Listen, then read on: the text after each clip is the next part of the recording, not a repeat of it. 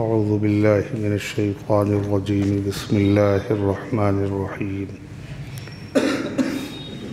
ولا تحسبن اللہ غافلا عما يعمل الظالمون انما يؤخرهم ليوم تشخص فيه الابصار مهطعين مقنعي رؤوسهم لا يرتد اليهم طرفهم وافئدتهم هواء وانذر الناس يوم يأتيهم العذاب فيقول الذين ظلموا ربنا أخرنا إلى أجل قريب نجب دعوتك ونتبع الرسل أولم تكونوا أقسمتم من قبل ما لكم من زوال وسكنتم في مساكن الذين ظلموا أنفسهم وتبين لكم كيف فعلنا بهم وضربنا لكم الأمثال وقد مكروا مكرهم وعند الله مكرهم وإن كان مكرهم لتزول منه الجبال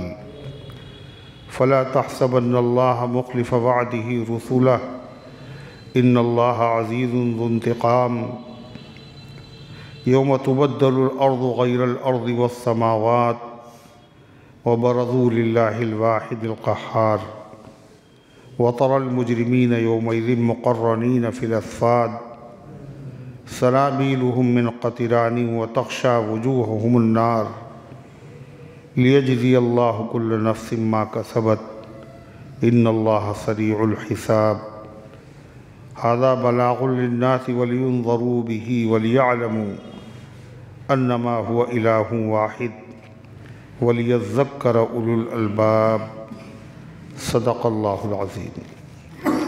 محترم حضرات، سامعین کرام، حاضرین مسجد، عزیزوں اور بزرگوں، یہ قرآن مقدس کے 13ویں پارے کی سورہ ابراہیم کی پاکیزہ، نورانی، مبارک، باعظمت، مطہر آیتیں ہیں۔ دعا کیجئے رب العزت والجلال ان مقدس آیات کی روشنی میں صحیح اور سچی بات عرض کرنے کی توفیق نصیب فرمائے اور ہم سب کو عمل کرنے کی توفیق عطا فرمائے۔ اس سے پہلے کی آیات میں حضرت ابراہیم علیہ السلام کی دعا کا ذکر تھا اور اپنے بیوی بچے کو اللہ کا حکم پا کر بے آب و گیاہ میدان میں ٹھہرانے کا ذکر تھا، اور اس کا ذکر تھا کہ ابراہیم علیہ السلام نے دعا مانگی تھی کہ اللہ مجھے اور میری اولاد کو بت پرستی سے بچائیے، نماز کا قائم کرنے والا بنائیے۔ یہ واقعہ ابراہیم علیہ السلام کی دعائیں، وصیت، ان سب کا تذکرہ اس لیے تھا کہ عرب لوگ اپنے آپ کو ابراہیم علیہ السلام کی اولاد کہتے تھے اور پھر بھی بت پرستی کرتے تھے، لہذا تاکہ وہ شرمائیں کہ ابراہیم علیہ السلام کے اولاد میں، وہ تو شرک کے بڑے دشمن تھے، انہوں نے تو بتوں کو توڑ دیا تھا۔ اسی طریقے سے ان لوگوں نے شرک بھی کیا اور اللہ تعالیٰ کی سب سے بڑی نعمت یعنی محمد الرسول اللہ صلی اللہ علیہ وسلم کی شکل میں جو اللہ نے عطا فرمائی تھی، اس نعمت کی ناقدری بھی کی اور ناشکری بھی کی۔ نہ صرف یہ کہ ایمان نہیں لائے، بلکہ ایمان لانے والوں پر مظالم کے پہاڑ توڑے اور خود نبی کریم صلی اللہ علیہ وسلم کو طرح طرح کی اذیتوں میں مبتلا کیا۔ اللہ تعالیٰ نے قرآن کریم کی آیتیں نازل فرما کر ان ظالموں کو تہدید کی ہے، ڈرایا اور دھمکایا ہے، اور ایمان والوں کو اللہ نے تسلی دی ہے کہ یہ جو کچھ ہو رہا ہے ایمان کی خاطر، اسلام کی خاطر، اللہ کی رضا کی خاطر، اتنے مظالم تم برداشت کر رہے ہو، اس کا یہ مطلب نہیں ہے کہ اللہ تعالیٰ کو پتہ نہیں ہے، اللہ کو علم نہیں ہے۔ اللہ کو علم ہے اور یہ سزا کے مستحق بھی ہیں۔ اللہ فوراً سزا نہیں دیتا، اس کا یہ مطلب نہیں ہے کہ اللہ تعالیٰ کو ان کا علم نہیں ہے۔ اللہ کی سنت و دستور یہ ہے، اللہ تعالیٰ ظالموں کو مہلت دیتا ہے، مہلت دیتا ہے تاکہ وہ لوگ عبرت حاصل کریں، اصلاح کر لیں، یا پھر گناہوں کا پیمانہ لبریز ہو جائے اور وہ تباہ کیے جانے کے مستحق ہو جائے۔ تو اللہ تعالیٰ فرماتا وَلَا تَحْسَبَنَّ اللَّهَ غَافِلًا عَمَّا يَعْمَلُ الظَّالِمُونَ، مت خیال کرو، ہرگز مت خیال کرو اللہ بے خبر ہے ان کاموں سے جو یہ ظالم کر رہے ہیں۔ اللہ تعالیٰ فوراً سزا نہیں دے رہا ہے، لہذا دل میں یہ خیال نہ آنے پائے کہ اللہ کو پتہ ہی نہیں کیا ہو رہا ہے۔ اللہ کو علم ہے، یہ خیال اللہ کے نبی تو کر نہیں سکتے، یہ خیال کوئی ایسے ہی آدمی کر سکتا ہے۔ تو اللہ تعالیٰ نے ایسے ہر آدمی کو مخاطب کیا جس پر مظالم ہو رہے ہوں، دین کی خاطر ہو رہے ہوں، اور بظاہر اللہ کی مدد نہ آ رہی ہو، اور ظالم ظلم کر کے خوشیاں منا رہے ہوں کہ ہم پھل رہے ہیں، پھول رہے ہیں، ترقی کر رہے ہیں، ہمارا کچھ نہیں ہو رہا ہے۔ تو ایسے موقع پر ظالم مظلوم یہ نہ سمجھے کہ اللہ تعالیٰ کو ہماری مظلومیت کا علم نہیں، اور ظالم یہ نہ سمجھے کہ اللہ تعالیٰ کو ہمارے ظلم کا علم نہیں اور اللہ ہمیں سزا نہیں دے گا، وہ یہ نہ سوچے۔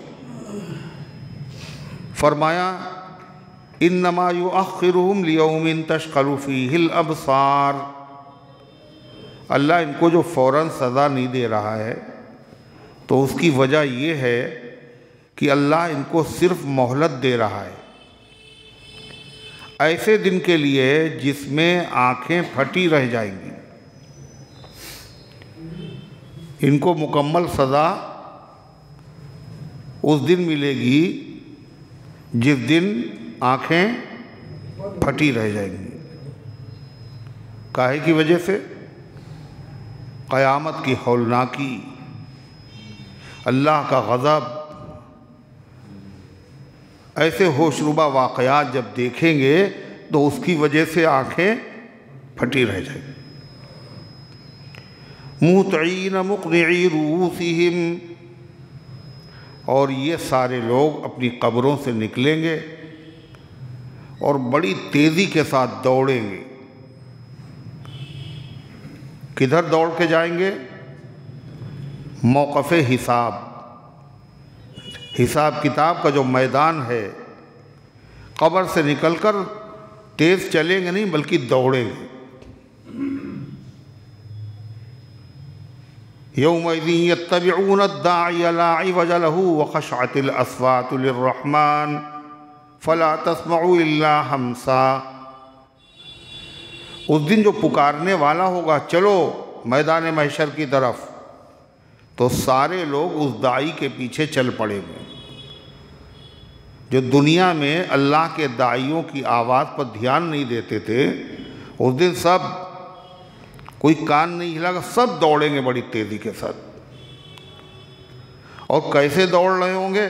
مقنعی رؤوسہم، اپنے سروں کو اٹھائے ہوئے ہوں گے، سب اوپر دیکھ رہے ہوں گے، سروں کو اٹھائے ہوں گے، دیکھے میرے بارے میں کیا فیصلہ ہوتا ہے۔ کسی کو اپنے جسم کی طرف دیکھنے کی نوبت ہی نہیں آئے گی۔ ایک حدیث میں آتا ہے میدان محشر میں جب لوگ لائے جائیں گے تو ویسے ہی لائے جائیں گے جیسے وہ پیدا ہوئے تھے۔ اور جب پیدا ہوئے تھے تو جسم کے اوپر کپڑے تو تھے نہیں، ختنہ بھی نہیں تھا، غیر مختون، بغیر ختنے کے، بغیر کپڑوں کے سب میدان محشر میں اکٹھا ہو۔ تو کسی نے پوچھا اے اللہ کے رسول پھر تو بڑی شرم آئے گی، مرد بھی ہوں گے عورتیں بھی ہوں گی، جسم پہ کپڑا نہیں۔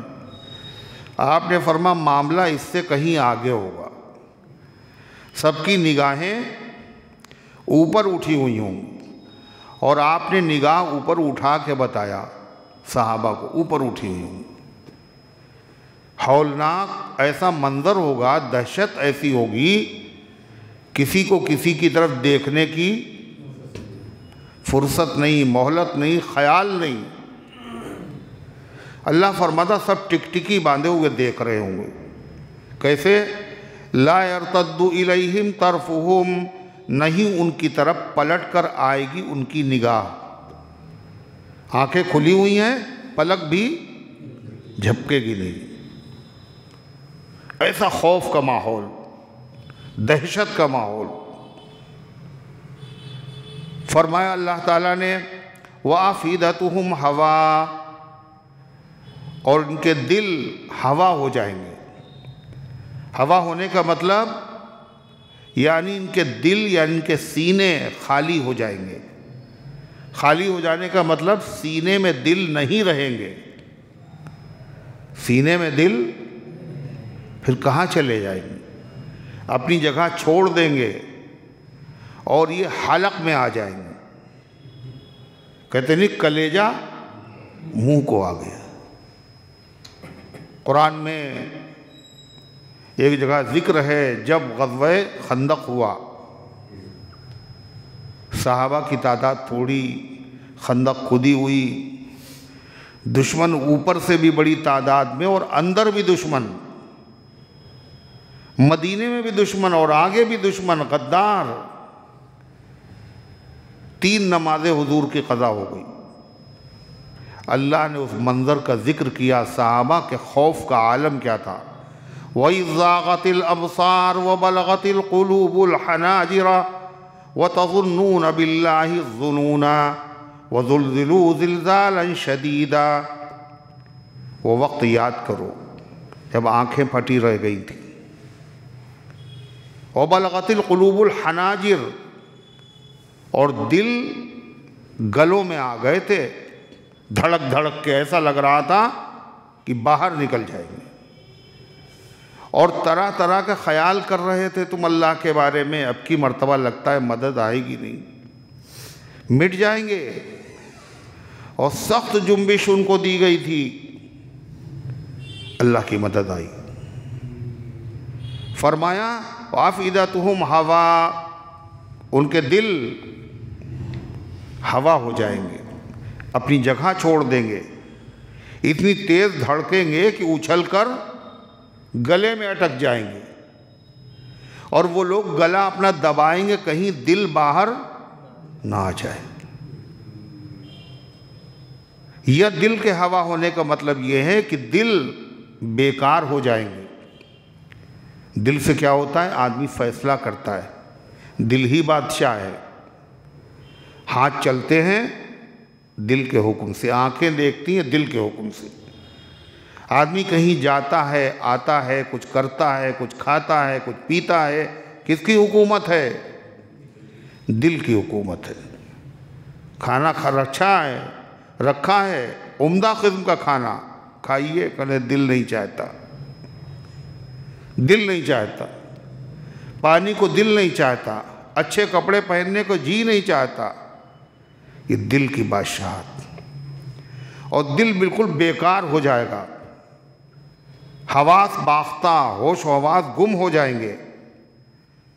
وَأَنذِرِ النَّاسَ يَوْمَ يَأْتِيهِمُ الْعَذَابُ، اے پیغمبر جب ایسا دن آئے گا تو مہلت تو ملے گی نہیں، اس لیے لوگوں کو اس دن کے آنے سے پہلے ہی ڈرا دیجئے، باخبر کر دیجئے کہ ابھی سے تیاری کر لے ورنہ پھر موقع نہیں ملے۔ وَأَنذِرِ النَّاسَ يَوْمَ يَأْتِيهُمُ الْعَذَابُ، اور لوگوں کو ڈرا دیجئے اس دن سے جس دن ان پر عذاب آئے گا۔ فَيَقُولُ الَّذِينَ ظَلَمُوا رَبَّنَا أَخِّرْنَا إِلَىٰ أَجَلٍ قَرِيبٍ، تو کہیں گے وہ لوگ جنہوں نے ظلم کیا تھا، شرک کیا تھا، اللہ کے بندوں پر ظلم کیا تھا، اس دن سب کہیں گے رَبَّنَا أَخِّرْنَا إِلَىٰ أَجَلٍ قَرِيبٍ، اے ہمارے رب تھوڑی سی مہلت دے دیجئے۔ یہ کون سا دن ہوگا؟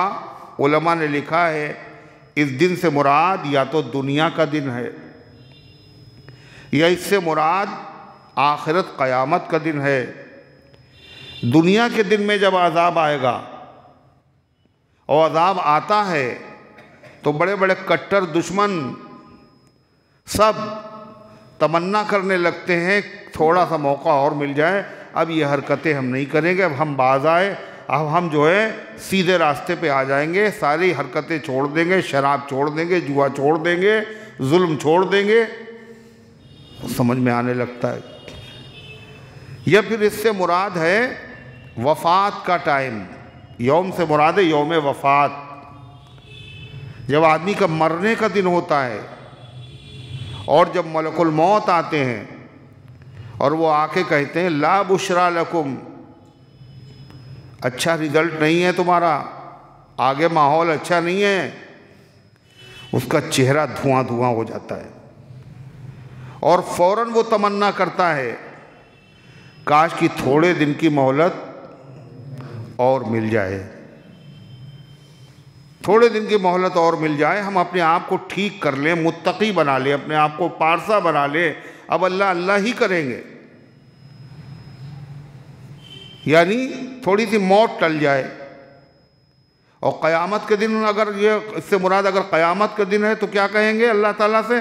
اے اللہ تھوڑا سا موقع اور دے دیئے، یعنی ہمیں پھر سے دنیا میں بھیج دیجئے، نیک بن کے آئیں گے بالکل۔ فرمایا اللہ تعالیٰ نے فَيَقُولُ الَّذِينَ ظَلَمُوا، تو کہیں گے ظالم لوگ رَبَّنَا أَخِّرْنَا إِلَىٰ أَجَلٍ قَرِيبٍ، اے اللہ میں تھوڑی سی مدت دے دیجئے، تھوڑی سی مہلت دے دیئے، بس زیادہ نہیں۔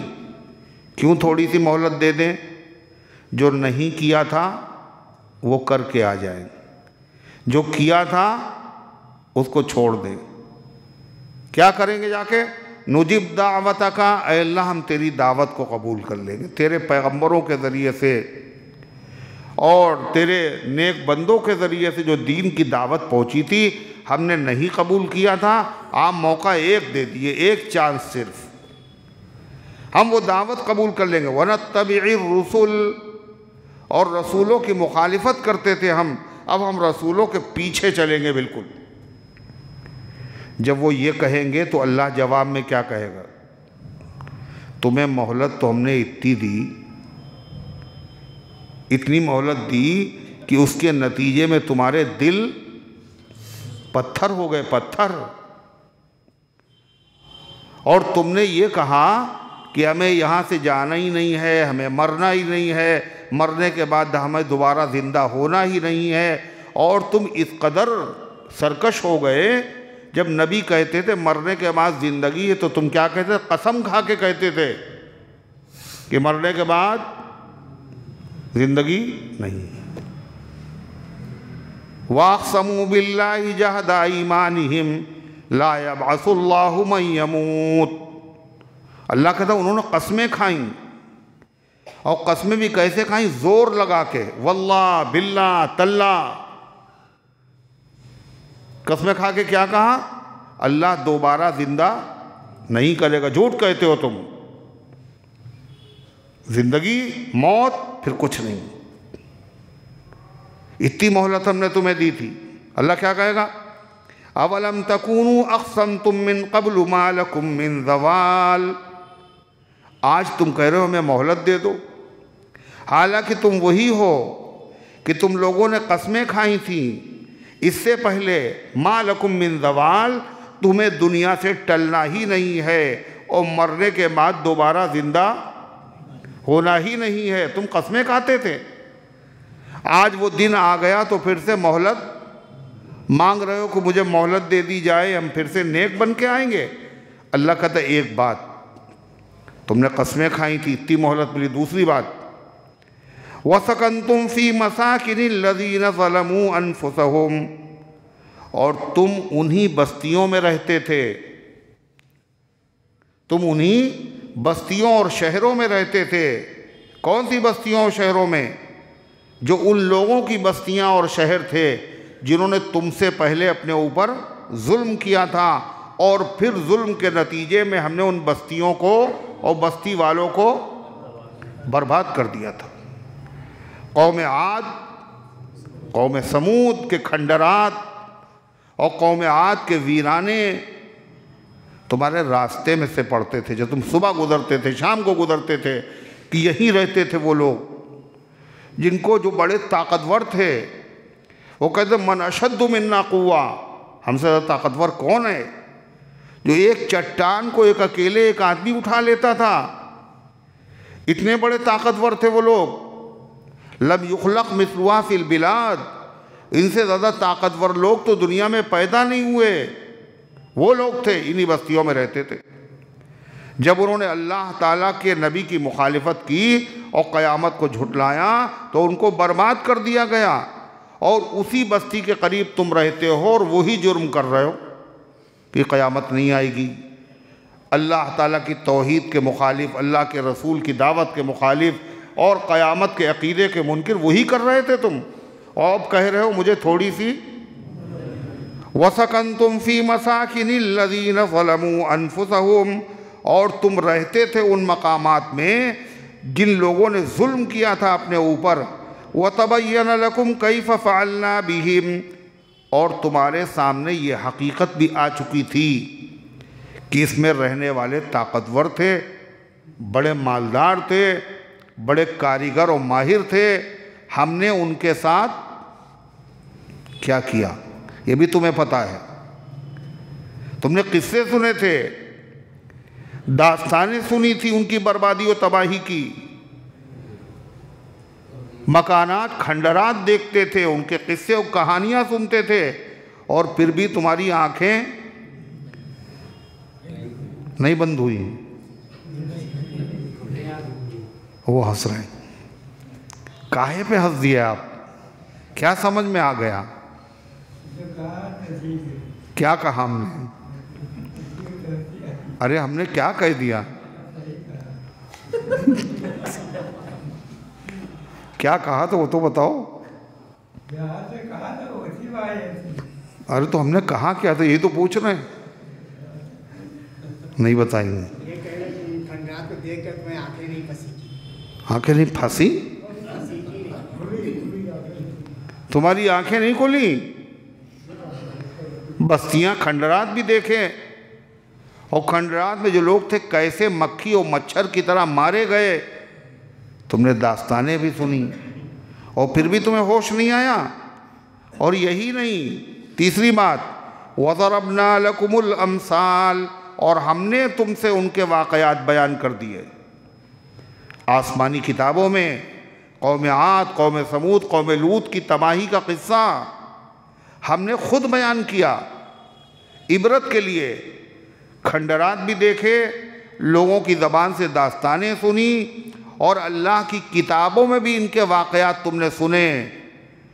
ان تمام تنبیہات کے باوجود تم وہی کرتے رہے حرکتیں، اسی راستے پہ چلتے رہے، قیامت کا انکار کرتے رہے، اور آج ہم سے یہ کہہ رہے ہو کہ تھوڑی سی مہلت دے دی جائے۔ اللہ تعالیٰ فرماتا ہے یہی نہیں، وَقَدْ مَكَرُوا مَكْرَهُمْ وَعِنْدَ اللَّهِ مَكْرُهُمْ، اور جو تم سے پہلے لوگ تھے انہوں نے بڑا مکر کیا، بڑی تدبیریں کی، بڑی بڑی تدبیر۔ مکر کہتے ہیں خفیہ تدبیر، سامنے والے کو پتہ نہ چلے اور نقصان پہنچ جائے۔ انہوں نے مکر کیا اور انہوں نے تدبیریں کی، بڑی بڑی تدبیریں کی۔ کاہے کی تدبیر؟ کہ دین مٹ جائے، دیندار مٹ جائیں، دین کی مخالفت میں بڑی بڑی تدبیریں، سازشیں، منصوبے کیے۔ اور اللہ فرماتا ہے وَمَكْرُهُمْ وَعِنْدَ اللَّهِ مَكْرُهُمْ، اور ان کی ساری تدبیریں اللہ کے سامنے تھیں۔ خفیہ مکر کہتے خفیہ تدبیر کو کسی کو پتہ نہ چلے، مگر اللہ تعالیٰ کے سامنے کوئی چیز چھپی، اللہ کو سب تمہاری تدبیریں پتہ تھیں، مگر ان تدبیروں سے اللہ کے دین کو اور دینداروں کو کوئی نقصان جو تم چاہتے تھے وہ کر نہیں پائے۔ کل بھی یہی ہوا اور آج بھی یہی ہوا، فلسطین میں بھی یہی ہوا، جو وہ چاہتے تھے وہ ہو نہ پایا، سب مٹ جائیں۔ تو انہوں نے تدبیریں کی اور بڑی بڑی تدبیریں کی، وہ تدبیریں اللہ کے سامنے تھیں، وہ تدبیریں ناکام ہو گئیں، اور دین والے بھی باقی رہے اور دین بھی باقی رہا۔ یا تو وہ مراد تدبیریں ہیں، کون تدبیریں؟ اور اللہ کرم ان کی تدبیریں کیسی ہیں پتہ ہے؟ وَإِن كَانَ مَكْرُهُمْ لِتَزُولَ مِنْهُ الْجِبَالُ، اگرچہ ان کی تدبیریں اتنی سخت تھیں کہ ان سے پہاڑ بھی اپنی جگہ سے ہٹ جائے۔ پہاڑ کہیں ہٹتا ہے؟ اتنی سخت تدبیریں تھیں کہ پہاڑ بھی اپنی جگہ چھوڑ دے، مگر وہ تدبیریں اللہ کے سامنے تھیں، اللہ نے سب تدبیروں کو توڑ دیا، دین بھی باقی رہا اور دیندار بھی باقی۔ یا تو اس سے مراد وہ لوگ ہیں جو مکے کے مشرکین سے پہلے تھے، یعنی قوم عاد اور سمود اور نمرود اور فرعون، ان لوگوں نے دین کو مٹانے کی کیسی تدبیریں کی؟ فرعون نے کیا کیا تھا؟ بچوں کا قتل عام، 70,000 بچے قتل کرا دیے۔ سوچیے آپ، جادوگروں کو کیا کیا اس نے؟ کہا سولی پہ لٹکا دیں گے تمہیں اگر تم نے کلمہ پڑھا۔ نمرود نے کیا تدبیر کی تھی؟ علماء نے لکھا ہے کہ نمرود نے یہ تدبیر کی کہ اس نے 2 گدھ پالے۔ گدھ جانتے ہو؟ جب کوئی مردار جانور پڑا ہوتا ہے اس کو کھانے کے لیے جو بڑی بڑی چڑیا آتی ہیں وہ گدھ ہوتے ہیں۔ گدھ پالے بچے 2 اور خوب کھلا پلا کے ان کو خوب موٹا کیا، جو جوان ہو گئے طاقتور، تو اس نے ایک تخت منگایا اور اس تخت کے اوپر خود بیٹھا اور خاص لوگوں کو بٹھایا، اور اس پہ ایک بانس لگا دیا، 2 بانس، اور گدھ بھی باندھ دیا اس میں، اور اوپر بانس میں گوشت ٹانگ دیا، اور ان کو رکھا پہلے بھوکا، گدھوں کو بھوکا رکھا، گوشت سامنے ہے مگر وہ اوپر ہے، وہ اڑے گوشت کھانے کے لیے، ساتھ میں تخت بھی اڑا، اور وہ کافی بلندی پہ لے گیا۔ اپنے ساتھ والوں سے پوچھا دنیا کیسے دکھ رہی؟ کہنے مکھی کی برابر۔ اور اوپر چلو،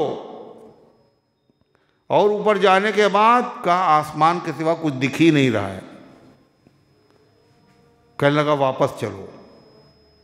وہ گوشت کے ٹکڑے جو اوپر تھے ان کو نیچے کر دیا تو گدھ نیچے آنے لگے۔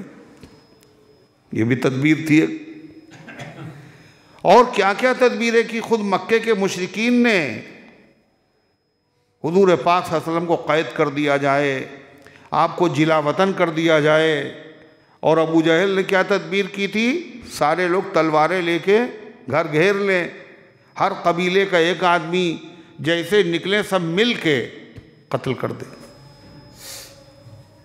یہود و نصارہ نے کیا تدبیر کی تھی کہ سویرے سویرے فجر کی نماز میں چلو محمد صلی اللہ علیہ وسلم کے پاس اور سب کہہ دینا ہم ایمان لے آئے، ہم مسلمان ہو گئے صبح فجر میں، اور عصر میں کیا کہہ دینا ہم نے اسلام چھوڑ دیا۔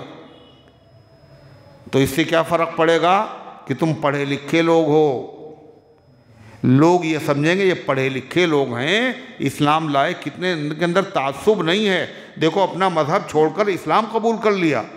اور شام کو جب تم دین چھوڑ دو گے اسلام کو تو لوگوں کے اوپر کیا اثر پڑے گا؟ پڑھے لکھے لوگ تھے، کچھ خرابی دیکھی ہوگی جب ہی چھوڑ دیا۔ اس طرح دین اسلام کے پھیلنے کی رفتار رک جائے گی۔ تھی تدبیریں، اللہ تعالیٰ فرماتا ہے مکروا مکرہم، انہوں نے تدبیریں کی، بڑی بڑی تدبیریں، وعند اللہ مکرہم، اور اللہ کے پاس سامنے ہیں ان کی تدبیریں، یا اللہ ان کی تدبیروں کا جواب دے رہا ہے، اور اللہ ان کی تدبیروں کی جواب قیامت کے دن ان کو ایک ایک کر کے دے گا۔ سب لکھی ہوئی ہیں، تم نے یہ کیا تھا اور یہ کیا تھا اور یہ کیا تھا اور یہ کیا تھا۔ یہ حضرت ذنیرہ کی آنکھیں کیوں نکالی گئیں؟ کاہے کے لیے نکالی گئی؟ تاکہ کوئی دوسرا ایمان نہ لائے۔ بلال کو دیکھتے ہوئے انگاروں پہ کیوں لٹایا گیا؟ جو ایمان لائے گا یہی حشر کریں گے، تاکہ کوئی دوسرا کلمہ نہ پڑھے۔ خباب کے ساتھ، سمیہ کے ساتھ یہ دہشت گردی کی بدترین مثالیں کیوں قائم کی گئیں؟ لوگ ڈر جائے، اسلام نہ قبول کریں۔ اللہ فرماتا انہوں نے تدبیریں کی، اور بڑی بڑی تدبیریں کی دین کو مٹانے کے لیے، دینداروں کو مٹانے کے لیے، اور ان کی ساری تدبیریں اللہ کے سامنے تھیں، کوئی تدبیر چلی نہیں۔ اللہ کہتا ہے وَإِن كَانَ مَكْرُهُمْ لِتَزُولَ مِنْهُ الْجِبَالِ، اس کے دو مطلب ہیں۔ ایک مطلب، نہیں تھی ان کی تدبیریں ایسی کہ جن سے پہاڑ، بڑی تدبیریں انہوں نے کی، بڑی سازشیں کی، بڑے منصوبے بنائے، مگر کوئی تدبیر ایسی نہیں تھی جس سے پہاڑ اپنی جگہ سے ٹل جائے۔ پہاڑ سے مراد کون ہے؟ پہاڑ سے مراد ہے حضور پاک صلی اللہ علیہ وسلم، پہاڑ سے مراد ہے صحابہ۔ جیسے پہاڑ اپنی جگہ سے ٹلتا نہیں ہے، ایسے یہ حضرات دین کے اندر اس قدر ثابت قدم رہے کہ جفاؤں ظلم کی آندھی چلے، شداد آ جائیں، مٹانے کو میرے نمرود اور حامان آ جائیں، کسی دھمکی کسی ڈر سے میرا دل گھٹ نہیں سکتا، مجھے یہ فرض ادا کرنا ہے، اس سے ہٹ نہیں سکتا۔ نبی کا حوصلہ پست نہیں ہوا۔ ابو جہل نے کیا کہا تھا کہ یہاں کل اگر دکھے تم، حضور سے کہا حرم میں اگر سجدہ کرتے ہوئے، تو تمہاری گردن پہ پیر رکھ دیں گے ہم، دکھنا نہیں کل سے۔ اللہ کے نبی دوسرے دن پھر آ گئے حرم میں اور سجدے میں ہیں۔ ابو جہل کی دھمکی کی کوئی پرواہ نہیں۔ ابو جہل نے سوچا لاؤ پیر رکھیں، پھر پیچھے بھاگا۔ لوگوں نے کہا کیا ہوا؟ آئے تو تھے بہت زور و شور سے۔ کہنے میں کیا کروں، بیچ میں خندق حائل تھی، اس میں پردار مخلوق تھی، وہ میری طرف دوڑی۔ آپ نے فرمایا وہ فرشتے تھے، اس کی بوٹیاں نوٹ ڈالتے۔ اللہ نے نبی کریم علیہ السلام سے کہا کَلَّا لَئِن لَّمْ يَنْتَهِ لَنَسْفَعًا بِالنَّاصِيَةِ نَاصِيَةٍ كَاذِبَةٍ خَاطِئَةٍ فَلْيَدْعُ نَادِيَهُ سَنَدْعُ الزَّبَانِيَةَ۔ اے پیغمبر ہرگز اس کا کہنا نہ مانیے گا۔ کس کا؟ ابو جہل کا۔ لَئِن لَّمْ تَنْتَهِ، اگر وہ اپنی حرکتوں سے باز نہیں آیا تو اس کی پیشانی کے بال پکڑ کے ہم اسے گھسیٹ لیں گے۔ وہ اپنے حامیوں کو بلا لے، ہم جہنم کے داروغاؤں کو بلا لیں گے، اس کا کہنا نہ مانے۔ تو اللہ فرماتا ہے انہوں نے تدبیریں تو کی اور بڑی بڑی تدبیریں کی، اور سب تدبیریں اللہ کے علم میں ہیں، کوئی تدبیر ان کی کامیاب ہوئی نہیں۔ اور ان کی تدبیریں تھیں تو بہت بڑی بڑی، مگر ایسی نہیں تھیں جو پہاڑوں کو اپنی جگہ سے ہٹا دیں۔ نبی تو نبی ہیں، حضرت بلال کو وہ سیدھے راستے سے اپنی اس منزل سے ہٹا نہ سکے۔ ظلم کرنے والے تھک گئے، مگر بلال نہیں تھکے۔ کیا ہوا بلال کے ساتھ؟ پہلے تو ان کے پیروں میں زنجیر ڈالی، اور لڑکوں کے حوالے کا ٹہلاؤ ان کو۔ مکے کی پتھریلی سرزمین پہ لوگ گھسیٹ رہے ہیں۔ اور بلال کرے اللہ احد اللہ احد اللہ احد۔ جب شام ہو گئی تو ان کو جکڑ دیا گیا زنجیروں میں، اور امیہ نے اپنے دوسرے غلاموں سے کہا ان پہ کوڑے برساؤ۔ کوڑے برس رہے ہیں، کوڑے برس رہے ہیں، اور اس کے باوجود وہ کریں اللہ احد اللہ احد اللہ احد۔ پھر دن کا اجالا ہوا، جسم زخمی ہے، پھر گھسیٹا جا رہا ہے، زخموں کے اندر ریت گھس رہی ہے، پتھروں کی نوکیں چبھ رہی ہیں۔ جس کے دل پہ گزری ہوگی وہی جانتا ہے، مگر تھکے نہیں بلال۔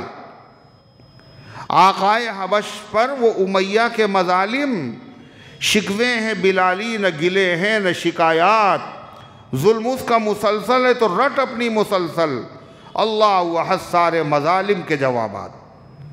کوئی مسئلہ نہیں، تدبیریں بہت کی ہر زمانے میں لوگوں نے۔ ہرقل جو بادشاہ تھا روم کا، اس نے جو سوالات کیے تھے ان میں سے ایک سوال یہ بھی تھا، یہ بتاؤ ان کے ماننے والے کبھی دین کو چھوڑتے ہیں؟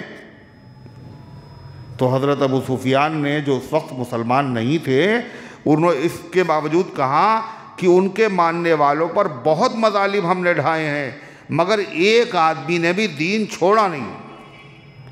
تو بادشاہ بولا کہ جب ایمان کی بشاشت اور ایمان کا مزہ جب حاصل ہو جاتا ہے تو اس کے بعد پھر کچھ بھی کر دیا جائے، آدمی سب کچھ برداشت کر سکتا ہے مگر ایمان کا سودا نہیں کر سکتا۔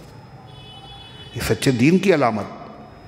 اللہ فرماتا ہے وَإِنَّ اللَّهِ مَكْرُهُمْ وَإِنْ كَانَ مَكْرُهُمْ لِتَزُولَ مِنْهُ الْجِبَالِ، اگر ان کی تدبیریں ایسی نہیں تھی کہ ان سے پہاڑ ہٹ جائیں، اور پہاڑ سے مراد دین ہے کہ دین اپنی جگہ سے سرک جائے، ایسا نہیں ہوگا۔ دیندار سرک جائیں، ایسا نہیں ہوگا۔ اللہ کے نبی اور اللہ کے نبی کے ماننے والے چاہے جتنے ماحول خراب ہو، حالات خراب ہو، دین دینی ہی رہے گا۔ نبی کی وفات کے بعد سب سے زیادہ ماحول خراب تھا، اتنا خراب ماحول اسلام پر کبھی آیا نہیں۔ جب صدیق اکبر خلیفہ ہوئے، اتنے خراب حالات۔ امام اہل سنت رحمۃ اللہ نے لکھا ہے کہ اگر فرشتہ بھی ہوتا تو ان مشکل حالات کو سنبھالنا اس کے لیے مشکل ہوتا۔ ایک تو حالات تھے، دوسرے جن کے برتے پہ آدمی کوئی کام قدم اٹھاتا ہے وہ صحابہ تھے۔ وہ سب صحابہ کیا تھے؟ ابو بکر صدیق کی رائے کے بولو موافق تھے، ارے منتظر بھی نہیں تھے، کیا تھے؟ مخالف تھے۔ ہر صحابی کی رائے ابو بکر کی رائے کے خلاف، عمر ابن خطاب جیسا جری شخص، علی مرتضیٰ جیسا بہادر شخص، تمام صحابہ کہہ رہے ہیں تعلف یا خلیفۃ رسول اللہ، اے اللہ کے رسول کے خلیفہ نرمی سے کام لے لیجئے، تھوڑا سا ابھی ماحول ٹھیک نہیں ہے۔ یہی تو کہہ رہے ہیں کہ ہم زکوٰۃ نہیں دیں گے، ارے یہ تو کہہ رہے ہیں نماز پڑھیں گے، روزہ رکھیں گے، حج کریں، خالی یہی تو کہہ رہے ہیں زکوٰۃ نہیں دیں گے، رک جائیے۔ مگر وہ جو سب سے نرم تھا وہ سب سے سخت ہو گیا، اور کہنے لگے حضرت صدیق اکبر جو نبی کے زمانے میں اگر اونٹ دیتا تھا اور اونٹ کے ساتھ میں اس کی رسی دیتا تھا، یا اونٹ کا بچہ زکوٰۃ میں دیتا، اگر بچہ بھی نہیں دے گا میں اس سے جہاد کروں گا، لاؤ میری اونٹنی میں اکیلے جاؤں گا۔ سارے صحابہ نے کہا حضرت مشورہ تھا، باقی جو آپ کہیں وہ۔ 11 محاذ پر ابو بکر صدیق نے فوج بھیجی، مدینہ خالی رہ گیا۔ یہ ہمت کس کی تھی؟ ابو بکر صدیق کی۔ اور سارا ماحول سلامت ہو گیا، سارے فتنے دب گئے 2 سال کے عرصے میں۔ اگر صدیق اکبر وہاں پہ نہ ہوتے، کوئی اور خلیفہ ہوتا تو یہ فیصلہ کوئی نہ کرتا، اور جب نہ کرتا تو پھر آواز اٹھتی، انہوں نے کہا تھا ہم زکوٰۃ نہیں دیں گے، دوسرے لوگ کہتے ہیں ہم نماز نہیں پڑھیں گے، تیسرے لوگ کہتے ہیں ہم حج نہیں کریں گے، تو دین کا تیا پانچا سب ہو جاتا، دین محفوظ ہی نہ رہتا۔ اس لیے حضرت ابو ہریرہ رضی اللہ عنہ نے کہا اگر ابو بکر نہ ہوتے تو اللہ کی عبادت نہ ہوتی۔ کسی نے کہا اتنی بڑی بات آپ کرنے کہا جی ماحول ایسا تھا۔ کیا ہے؟ قام فی الردۃ مقام الانبیاء، صحابہ نے کہا آپ اس موقع پر وہاں کھڑے تھے جہاں نبی کھڑے ہوتے ہیں، جیسے نبی کا عزم پکا ہوتا ہے ایسے ابو بکر کا عزم پکا تھا۔ اور بعد میں صحابہ نے دیکھا کہ قرآن کی ایک آیت، اس میں یہ پورا واقعہ موجود ہے، اور وہ سارا واقعہ پہلے آیت نازل ہو چکی، مگر یہ صدیق اکبر کے حالات کے اوپر وہ آیت بالکل فٹ آ گئی۔ اللہ نے کیا کہا تھا؟ کچھ لوگ مرتد ہو جائیں گے، دین سے پھر جائیں گے، تو ایک آدمی بلائے گا ان کو ان سے مقابلے کے لیے، اور وہ ایسا آدمی ہوگا کہ اللہ بھی اس سے محبت کرتا ہوگا اور وہ بھی اللہ سے محبت کرتے ہوں گے، اور اپنے لوگ برا بھلا کہیں گے، برا بھلا کہنے کی وہ پرواہ نہیں کریں گے۔ صحابہ نے کہا یہ تو ابو بکر کی حال ہے اور ان کے لشکر کا حال ہے، سب کہہ رہے ہیں ابو بکر ایسا نہ کرو، اپنے کہہ رہے تھے مگر انہوں نے پرواہ نہیں کی۔ تو غرضے کہ اللہ تعالیٰ نے فرمایا اس کے دو مطلب ہوئے، وَإِنْ كَانَ مَكْرُهُمْ لِتَزُولَ مِنْهُ الْجِبَالُ کے دو مطلب کون؟ ایک مطلب انہوں نے تدبیریں تو حق کو مٹانے کی بہت کی، اور اپنے حساب سے اتنی سخت تدبیریں اور سازشیں تھیں کہ پہاڑ بھی اپنی جگہ سے ہل جائے، مگر سازشیں ان کی چلی نہیں، نہ کچھ شوخی چلی باد صبا کی، اور بگڑنے پر بھی ظلم اس کی بنا کی۔ جتنی جتنی اسلام کی مخالفت ہوئی اسلام اتنا ہی تیزی سے پھیلتا چلا گیا، اور آج بھی یہی۔ دوسرا مطلب تدبیریں تو انہوں نے کی تھیں مگر وہ لوگ اپنی تدبیروں سے پہاڑ کو ہٹا نہ پائے، نہ دین بدل پائے، نہ دینداروں کو بدل پائے، نہ اللہ کے نبی صلی اللہ علیہ وسلم کے عزم اور ہمت میں کوئی کمی کر پائے۔ اللہ تعالیٰ فرماتا ہے فَلَا تَحْسَبَنَّ اللَّهَ مُخْلِفَ وَعْدِهِ رُسُلَهُ، حالات چاہے جتنے خراب آئیں مگر یہ نہ سمجھنا کہ اللہ اپنے رسولوں سے وعدہ خلافی کرے گا۔ اللہ نے اپنے رسولوں سے کیا وعدہ کیا؟ اِنَّا لَنَنْصُرُ رُسُلَنَا، ہم اپنے رسولوں کی مدد کریں گے، وَالَّذِينَ آمَنُوا، اور جو نبی جو ایمان لائیں ان کی بھی ہم مدد کریں گے، دنیا میں بھی مدد کریں گے، آخرت میں بھی مدد کریں گے۔ حالات چاہے جتنے خراب ہو جائیں مگر اللہ کا وعدہ سچا ہے، اللہ دینداروں کی مدد کرے گا، رسولوں کی مدد کرے گا، انجام کار غلبہ دینداروں کو ملے گا، اور یہ بالکل ابال کی طریقے سے جو اوپر باطل چڑھ رہا ہے نیچے بیٹھ جائے گا۔ فَلَا تَحْسَبَنَّ اللَّهَ مُخْلِفَ وَعْدِهِ رُسُلَهُ، مت خیال کرو کہ اللہ خلاف کرے گا اپنے رسول سے وعدوں میں۔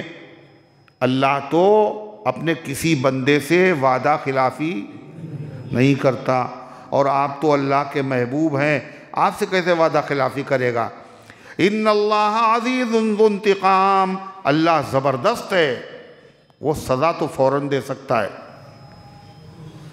لیکن حکیم بھی ہے نا، ذو انتقام ہے، وہ زبردست بھی ہے اور بدلہ لینے والا ہے۔ بدلہ لینے کے لیے طاقت کی بھی ضرورت ہے اور ارادے کی بھی ضرورت ہے۔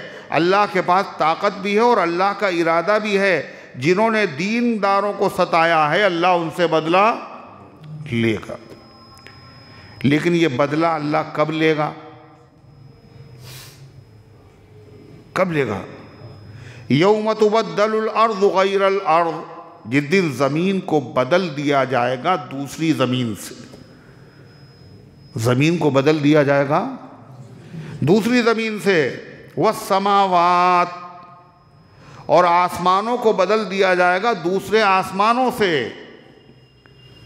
اس آیت کے دو مطلب، اس کے بھی دو مطلب، بدلنے کے دو مطلب، یعنی قیامت میں بدلہ لے گا اللہ، اور قیامت کب ہوگی؟ اس میں آسمان بھی بدلے جائیں گے اور زمین بھی بدلی جائے گی۔ بدلنے کے دو مطلب، ایک مطلب زمین تو وہی رہے گی لیکن اس کی شکل اور صورت، صفت اس میں تبدیلی کر دی جائے، کپڑا وہی رہے مگر کاٹ چھاٹ کے دوسرے انداز سے بنا دیا جائے۔ تو زمین تو یہی رہے گی مگر زمین کے اندر تبدیلی کر دی جائے گی۔ کیسے؟ زمین کو، حضرت جابر بن عبداللہ کی حدیث ہے کہ زمین کو اس طرح کھینچا جائے گا جیسے چمڑے کو کھینچا جاتا ہے، کھینچ کے بڑا کر دیا جائے گا، اور جتنے نالے اور گڑھے ہیں اور پہاڑ ہیں یہ سب برابر ہو جائیں گے، کہیں پر کوئی نام و نشان باقی نہیں رہے گا۔ اتنی بڑی زمین پر اولین و آخرین کھڑے ہوں گے، ہر آدمی کے حصے میں اتنی زمین آئے گی جس پر اس کے 2 پیر ہوں گے، اتنا بڑا مجمع ہوگا۔ تو زمین بڑی کر دی جائے گی۔ آج زمین پہ سمندر ہے، دریا ہے، پہاڑ ہیں، درخت ہیں، ندی اور نالے ہیں، یہ سب کے سب ختم کر دیے جائیں گے، اور زمین کیسی ہوگی؟ لا تری فیہا عوجا ولا امتا، نہ اس میں کہیں ٹیڑھا پن نظر آئے گا، نہ کہیں کوئی ابھرا ہوا حصہ نظر آئے گا، سب بالکل برابر برابر۔ تو زمین یہی رہے گی مگر طریقہ بدل دیا جائے گا، اس کا سلوٹیں نکال دی جائیں گی۔ جاؤ، جانا ہو تو جاؤ۔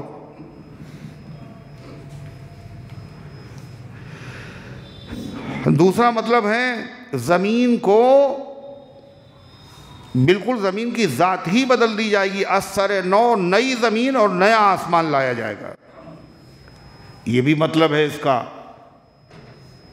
بعض روایات سے پتہ چلتا ہے کہ زمین وہی رہے گی، اس کی حالت بدل دی جائے گی۔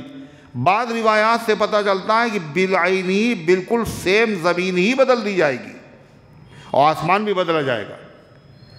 جب قیامت قائم ہوگی تو یہ آسمان تو پھٹ جائے گا، پڑ چکے ہیں، زمین ٹکڑے ٹکڑے ہو جائے گی، دوسرا آسمان، دوسری زمین لائی جائے گی۔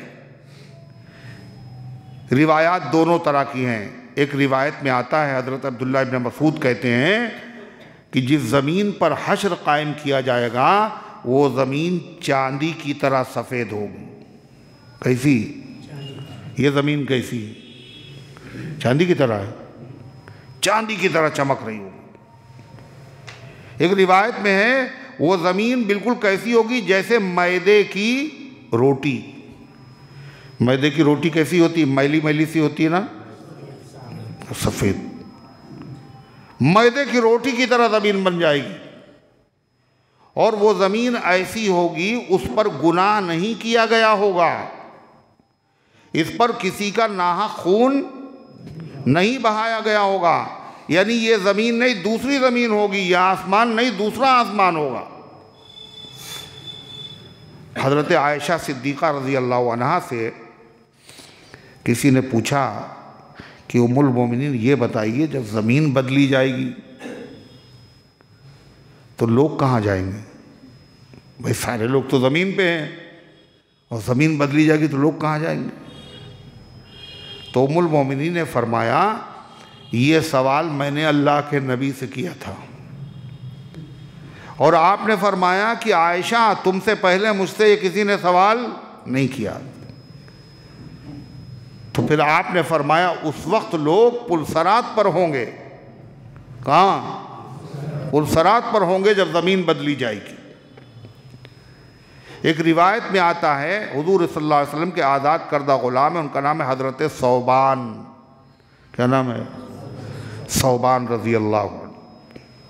وہ فرماتے ہیں کہ میں کھڑا ہوا تھا، حضور صلی اللہ علیہ وسلم تشریف فرماتے ایک یہودی آ گیا، اور وہ یہودی آیا اور آنے کے بعد اس نے کہا السلام علیک یا محمد، سلام ہو آپ پر اے محمد۔ اس نے یا رسول اللہ نہیں کہا، سلام ہو آپ پر اے اللہ کے رسول، اس نے یا محمد کہا۔ کہنے میں نے اس کو ایسا دھکا دیا کہ وہ گرتے گرتے بچا۔ اس نے کہا کیوں بھائی دھکا کیوں دے رہے ہو؟ ہم نے کہا بڑے بے ادب بڑے گستاخ ہو، یا رسول نہیں کہہ سکتے ہو، تم نام لے رہے ہو۔ اس نے کہا ہم وہی نام ان کا لیں گے جو ان کے گھر والوں نے ان کا نام رکھا ہے، ہم نے تو اسی نام سے پکارا۔ آپ نے فرمایا ہاں میرے گھر والوں نے میرا نام محمد رکھا ہے، بتاؤ کیا بات ہے؟ اس نے کہا ہم آپ سے کچھ پوچھنا چاہتے ہیں۔ آپ نے فرمایا پوچھنے تو کچھ فائدہ بھی ہوگا؟ کہنے لگا سنتے تو ہیں، سنیں گے ہم آپ کی بات۔ پھر اس نے کہا کہ یہ بتائیے، یہ جو کہا گیا زمین بدلی جائے گی، جب زمین بدلی جائے گی تو لوگ کہاں ہوں گے؟ آپ نے فرمایا پلسرات پر ہوں گے اندھیرے میں۔ وہ تو توریت کا عالم تھا، اس میں بھی یہی جواب لکھا ہوگا، وہ تو امتحان کے لیے آیا تھا۔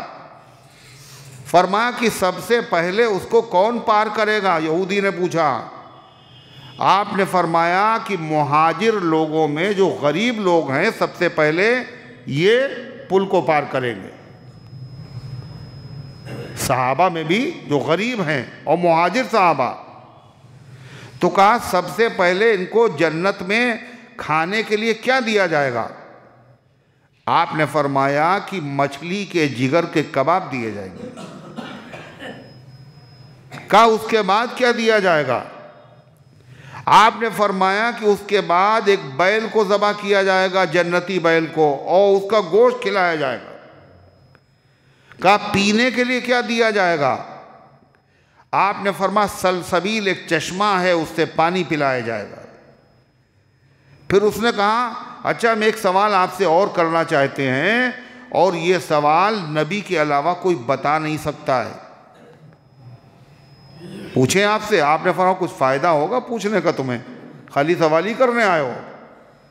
کہنے لگا کہ ہم سنیں گے آپ کی بات، دیکھیں گے۔ پھر اس نے کہا یہ بتائیے کہ بچہ جو ہے وہ کبھی ماں کی طرح ہوتا ہے اور کبھی باپ کی طرح ہوتا ہے، ایسا کیوں ہے؟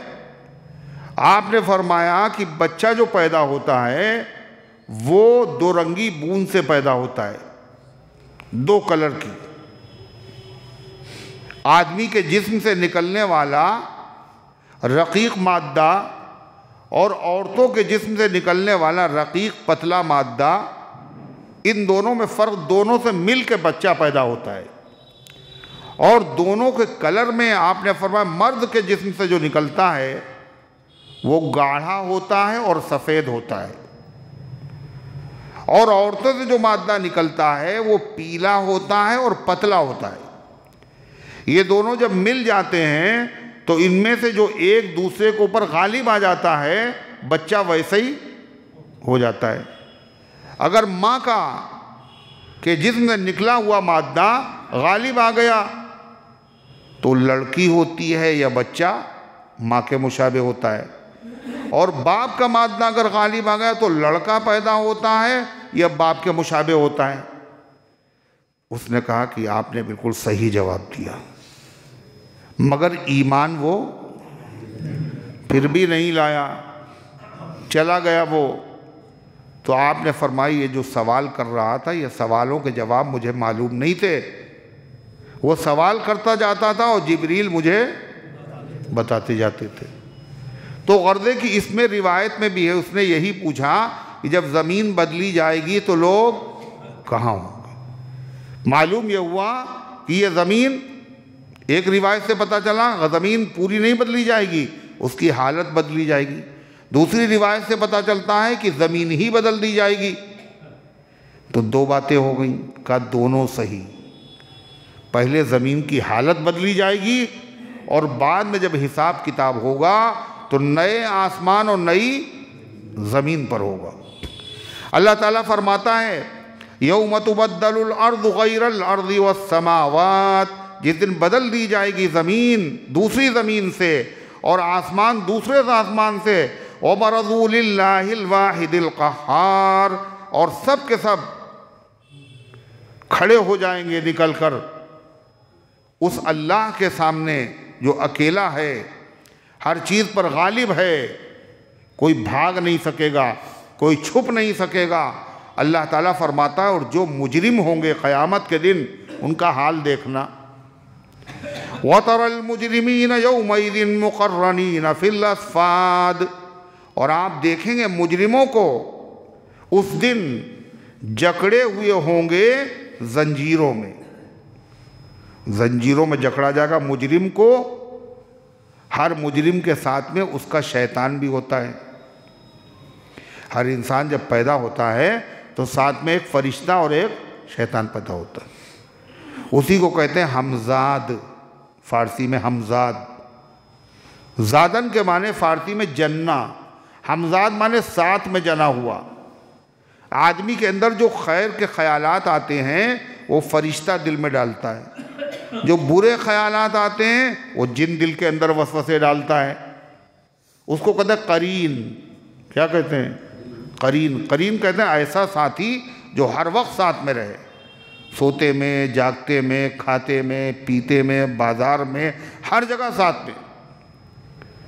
مَن يَعْشُ عَن ذِكْرِ الرَّحْمَنِ نُقَيِّضْ لَهُ شَيْطَانًا فَهُوَ لَهُ قَرِينٌ، جو رحمان کے ذکر سے اعراض کرتا ہے ہم اس پر شیطان کو مسلط کر دیتے ہیں اور وہ شیطان اس کا قرین بن جاتا ہے۔ قرین کا مطلب ہر وقت کا ساتھی۔ جب شیطان ہر وقت ساتھ میں ہو تو نماز پڑھنے کا جی چاہے گا خوب، ہیں؟ تلاوت میں تو ناغہ ہوگا نہیں، اور گھر میں برکت بھی بہت ہوگی، لڑائی جھگڑے بھی نہیں ہوں گے۔ گھر میں صاحب ٹینشن بہت ہے، نفرتیں بہت ہے گھر میں، لڑائی جھگڑے بہت ہیں گھر میں۔ کیوں ہیں؟ شیطان تمہارے گھر میں رہتا ہے، ساتھ میں کھا رہا ہے، پی رہا ہے۔ جب تک اسے نکالو گے نہیں جھگڑے ختم نہیں ہوں گے۔ تو کیسے نکلے گا وہ؟ کسی عامل کے پاس جاؤ، کسی عامل کے پاس جاؤ، وہی نکالے گا شیطان؟ کہا نہیں، یہ شیطان اللہ نے پیچھے لگایا ہے۔ اللہ نے جس کو پیچھے لگایا ہو اس کو کوئی ہٹا نہیں سکتا ہے، مگر اللہ نے رحم و کرم بندوں پہ یہ کیا، یہ بتا دیا ہم نے اس کو پیچھے لگایا کیوں، ہم نے اسے پیچھے لگایا کیوں۔ کیا بتایا؟ جو قرآن سے دوری اختیار کرے گا ہم اس پر شیطان کو مسلط کر دیں گے۔ قرآن سے دوری ہونے کی وجہ سے شیطان کو پیچھے لگایا گیا ہے، لہذا قرآن سے تعلق بنا لو تو پھر شیطان بھاگ جائے گا۔ کتنا آسان طریقہ، نہ کسی عامل کے پاس جانے کی ضرورت ہے، نہ چلے کھینچنے کی ضرورت ہے۔ کیا کرنے کی ضرورت ہے؟ قرآن پڑھنے کی ضرورت ہے، قرآن سننے کی ضرورت ہے، قرآن سمجھنے کی ضرورت ہے۔ تو اللہ تعالیٰ فرماتا ہے کہ وہ جکڑے ہوئے ہوں گے زنجیروں میں۔ ہر آدمی جب مرے گا تو شیطان بھی ساتھ میں، جب قیامت کے دن وہ سزا ملے گی تو شیطان ساتھ میں، اسی شیطان کے ساتھ میں اسے جکڑ دیا جائے گا۔ یہ مطلب ہے مجرمین جکڑ دیے جائیں گے زنجیروں میں۔ مجرم سے مراد ایک جیسے مجرم، یعنی چور چور کے ساتھ، شرابی شرابی کے ساتھ، زناکار زناکار کے ساتھ، کم ناپنے کم تولنے والے کم ناپنے کم تولنے والوں کے ساتھ، ایک جیسے جرائم کرنے والے ایک زنجیر میں پرو دیے جائیں گے۔ سرابیلہم من قطران، اور ان کے کرتے قطران کے ہوں گے۔ قطران کیا چیز ہوتا ہے؟ چیڑ کا ایک درخت ہوتا ہے، اس سے ایک روغن نکلتا ہے، تیل۔ وہ تیل اگر مل دیا جاتا ہے تو اس میں آگ بڑی تیز لگتی ہے۔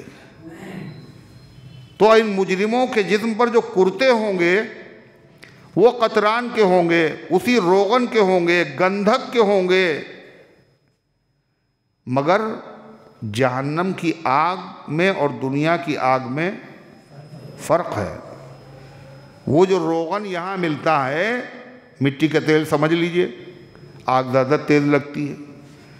تو یہاں کے روغن میں اور وہاں کے روغن میں بھی زمین و آسمان کا فرق ہے۔ کرتے ہوں گے اس کے، اس کا کیا مطلب ہے؟ کرتا جب آدمی کپڑا پہنتا ہے تو کپڑا کیا ہوتا ہے؟ اس کا پورا جسم گھیر لیتا ہے۔ ایسے ہی اس کے جسم کے اوپر وہ قطران جو ہے وہ لپٹا ہوا ہوگا، پورے جسم کے اوپر چھپا لے گا، اور آگ بڑی تیزی کے ساتھ لگے گی، بدبو بھی اس میں پیدا ہوگی۔ حدیث میں آتا ہے کہ نبی کریم صلی اللہ علیہ وسلم نے فرمایا کہ 4 باتیں جو ہیں زمانے جاہلیت کی ہیں اور میری امت ان کو چھوڑے گی نہیں۔ حضور نے کہا 4 چیزیں ہیں میری امت چھوڑے گی نہیں، زمانے جاہلیت کی چیزیں ہیں، یہ امت چھوڑے گی نہیں۔ 4 چیزوں میں پہلی چیز کیا ہے؟ اپنے خاندان پر فخر کرنا۔ ہم سید ہیں، ہم صدیقی ہیں، ہم عثمانی ہیں، ہم سلمانی ہیں۔ یہ بات تہجد گزاروں میں بھی ہوتی ہے، نہیں ہوتی؟ ارے حاجیوں میں بھی ہوتی ہے، نمازیوں میں بھی ہوتی ہے، دیندار سمجھے جاتے ہیں ان میں بھی ہوتی ہے۔ اپنے خاندان پہ فخر کرنا ایک ہے۔ دوسرا ہے لوگوں کے خاندان پر انگلی اٹھانا، کہنا یہ دھنیے ہیں، دھنیے روئی دھنکتے ہیں ان کے ابا، کہنا یہ سکے ہیں، مشکیزہ لے کر کے ان کے ابا پانی پلاتے تھے، یہ تیلی ہیں، یہ فلاں ہے، یہ فلاں ہے۔ ارے ہے نہیں ہے بولو۔ دوسری بات ہوئی۔ تیسری بات آپ نے فرمایا جب پانی برسے گا تو کچھ لوگ کہیں گے فلاں ستارہ جو ہے یہ جب نکلتا تب پانی برستا ہے، ستارے کی وجہ سے پانی برسا، یہ ستارہ آ گیا، مانسون آ گیا، جب یہ ستارہ نکلتا تو مانسون آتا ہے، پانی برس جاتا ہے۔ حالانکہ ستاروں سے کچھ نہیں ہوتا،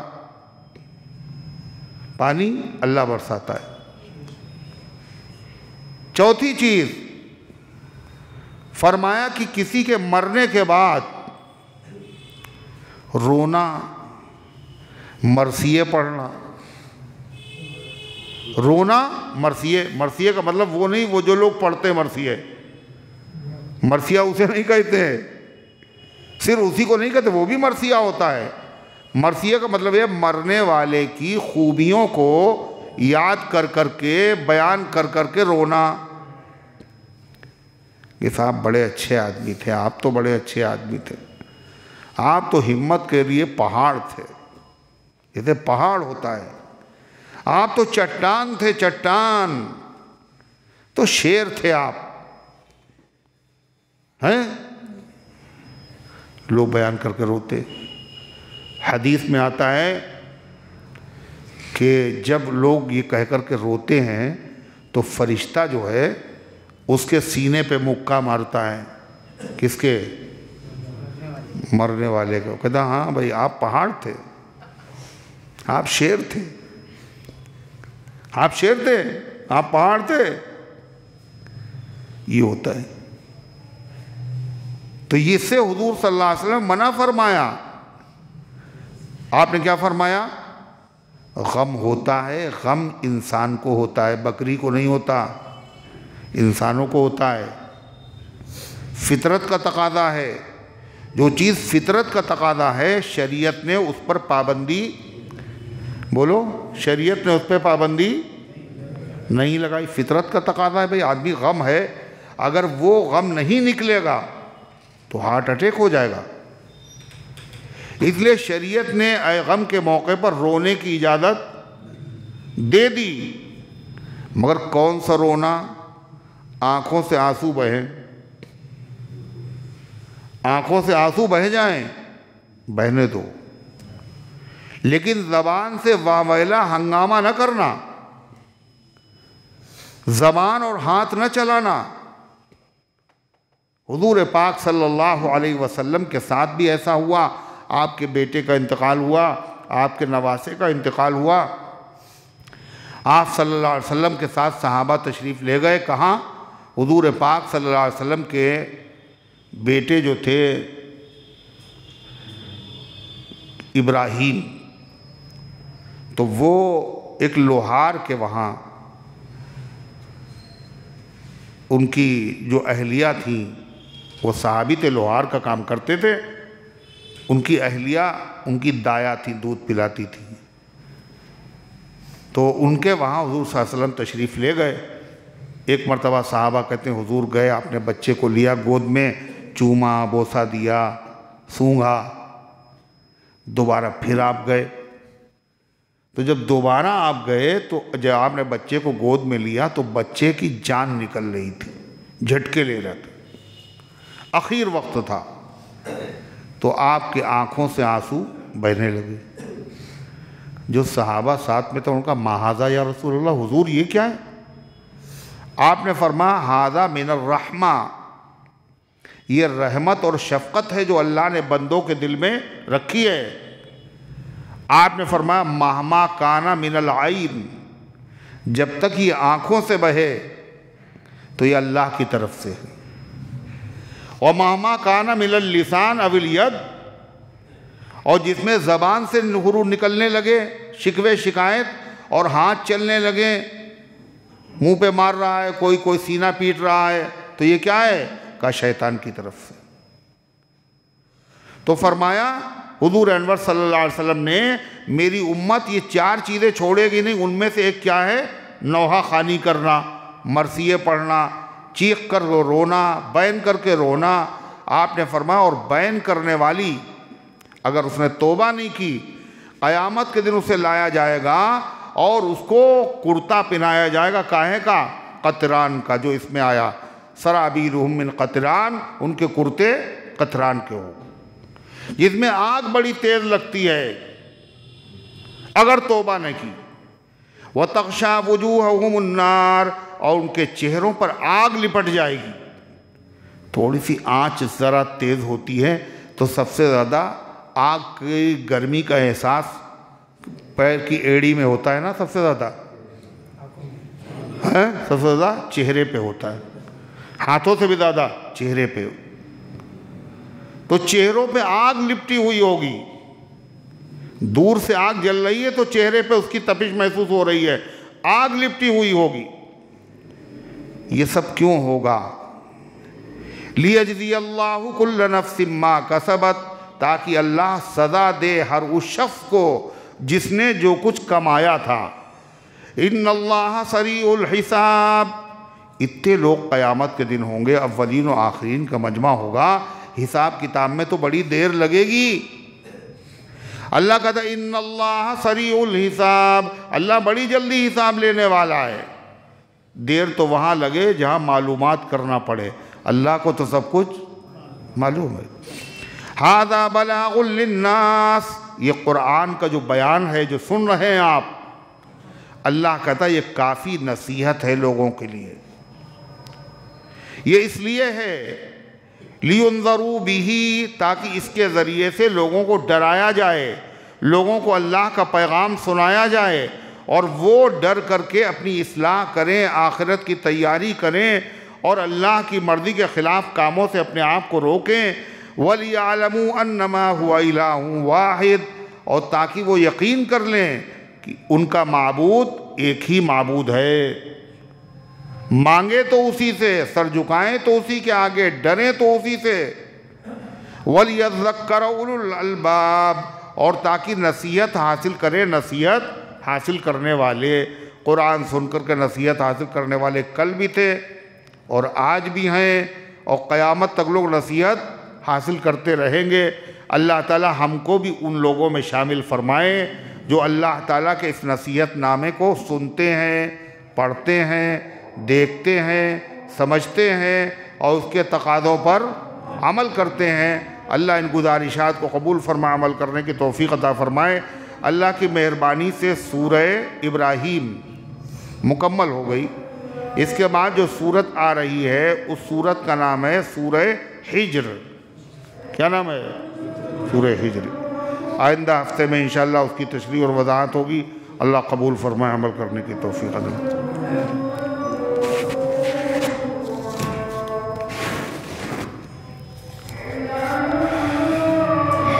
بہت سے لوگ قبرستان میں ہاتھ اٹھا کر دعا مانگتے ہیں اور بلند آواز سے تلاوت کرتے ہیں۔ کیا رات کو سرہانے پانی رکھنے سے شیطان حاوی ہو جاتا ہے؟ دیکھیے، قبرستان میں جانے کے بعد قبر پر دعا پڑھنا، رخ کر کے ادھر دعا کرنا، ایصال ثواب کرنا، قرآن پڑھنا کچھ منع نہیں ہے، سب کی اجازت ہے۔ اور دعا میں ہاتھ اٹھانا بھی ثابت ہے اور نہ اٹھانا بھی ثابت ہے۔ قبر پر جو آدمی ہاتھ اٹھا کے دعا مانگتا ہے وہ قبر والے سے نہیں مانگ رہا ہے۔ کس سے مانگ رہا ہے؟ اللہ سے مانگ رہا ہے۔ اس کا عقیدہ تھوڑی ہے، ظاہر ہے اپنی اماں کو اس نے دفن کیا تو وہاں ہاتھ اٹھا کے تو اپنی اماں سے مانگے گا کیا وہ ہے؟ کسی بزرگ کی قبر ہو تو چلو وہ سمجھا بھی جا سکتا ہے کہ شرک ہو، اس کا بد عقیدہ، برا عقیدہ ہو۔ یہاں تو کسی کو کوئی عقیدہ نہیں، تو اس لیے ہاتھ اٹھا کے مانگنے کی اجازت ہے، اور لیکن ہاتھ نہ اٹھا کے مانگنا یہ زیادہ بہتر ہے۔ حضرت مولانا عبدالسلام صاحب فاروقی رحمۃ اللہ علیہ ہاتھ اٹھا کے دعا نہیں مانگتے تھے، اور امام اہل سنت رحمۃ اللہ علیہ مولانا عبدالشکور صاحب رحمۃ اللہ علیہ ہاتھ اٹھا کے مانگتے تھے۔ تو دونوں چیزیں ہیں، لیکن نہ مانگنا اس لیے بہتر ہے کہ جاہل لوگ ہیں، کوئی کس کو بتائیں گے ہم ان سے نہیں مانگ رہے ہیں، وہ کہتے ہو سکتا ہے وہ بھی مانگ رہے تھے، مولانا بھی مانگ رہے تھے ہیں۔ اور بلند آواز سے تلاوت کرنے میں بھی کوئی حرج نہیں ہے، اور رات کو سرہانے پانی رکھنے سے شیطان حاوی ہو جاتا ہے، یہ تو میں نے کہیں پڑھا نہیں ہے۔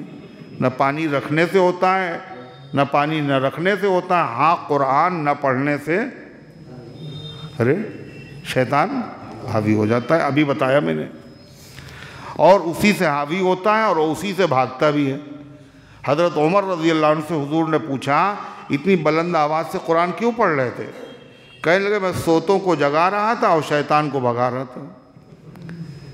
اللہم صلی علی سیدنا مولانا ربنا آتنا فی الدنیا حسنہ وفی الآخرۃ حسنہ وقنا عذاب النار اللہم احفظنا من کل بلاء الدنیا وعذاب الآخرہ۔ اے اللہ اس درس قرآن کو اپنی رحمت سے قبول فرما، ایمان کامل عطا فرما، اعمال صالحہ کی توفیق عطا فرما۔ اے اللہ اس کے فیض کو گھر گھر کے اندر پہنچا دے، اس کی برکت سے عقائد، اعمال، اخلاق، معاشرے کی اصلاح فرما، اس کو ہم سب کی نجات اور مغفرت کا ذریعہ بنا دے، اس کی برکت سے بیماروں کو شفا عطا فرما، حاجت مندوں کی حاجتوں کو پورا فرما۔ اے اللہ جو دعاؤں کے طالب ہیں، حق رکھتے ہیں، امید رکھتے ہیں، ان سب کے نیک مقاصد میں کامیابی نصیب فرما، جو دنیا سے جا چکے ان سب کو معاف فرما دے، ہم سب کو اسلام پر زندہ رکھ، ایمان پر موت دے، ایمان والوں کے ساتھ حشر فرما۔ مولانا جعفر مسعود ندوی رحمۃ اللہ علیہ کی مغفرت فرما، ظفر صاحب مرحوم کی مغفرت فرما، اور امت کے تمام مرحومین کی مغفرت فرما، آمین یا رب العالمین، وصلی اللہ